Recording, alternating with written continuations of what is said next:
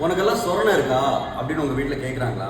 அப்படி கேட்குறவங்க இன்னொரு கொஸ்டின் கூட கேட்பாங்க, சோத்துல உப்பு போட்டு தான் சாப்பிட்றியா அப்படின்னு கேட்பாங்க. சோத்துல உப்பு போட்டு சாப்பிட்றதுக்கும் சொரணைக்கும் என்னங்க ஒற்றுமை இருக்கு அப்படின்னா, கண்டிப்பா அதுல ஒற்றுமை இருக்குது. நீங்க சாப்பிட்ற உப்பு இருக்குல்ல, இந்த உப்புல இருக்கக்கூடிய சோடியம் தான் உங்களுக்கு இந்த மாதிரி அடிச்சாச்சுன்னா வலிக்குது இல்ல, இந்த வலிய இந்த இடத்துல இருந்து கண்டக்ட் பண்றது இந்த சோடியம் தான். தெரியுமா?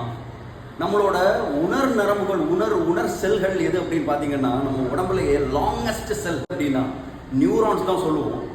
இந்த நியூரான்ஸ் என்ன பண்ணுதுன்னா, நாம இங்க அடிக்கிறோம்ல, இதை ரிசீவ் பண்ணி இந்த ஆக்சான்ல சோடியம் பொட்டாசியம் பம்ப் அப்படின்னு சொல்லுவாங்க. இதுதான் என்ன பண்ணுது, இங்க இருந்து இந்த இம்பல்ஸை, இந்த வலியை, இந்த உணர்ச்சி அங்க இருந்து பிரெயினுக்கு கொண்டு போகுதுங்க. இதுல பெரிய பார்ட் பிளே பண்றது யார் அப்படின்னா சோடியம் அண்ட் பொட்டாசியம். நீங்க சாப்பிடுற உப்பு, சோத்துல உப்பு போட்டு சாப்பிடுறீங்கன்னா கண்டிப்பா உங்களுக்கு உணர்ச்சி இருக்கும் அண்ட் உங்களுக்கு சொரணையும் இருக்கும்.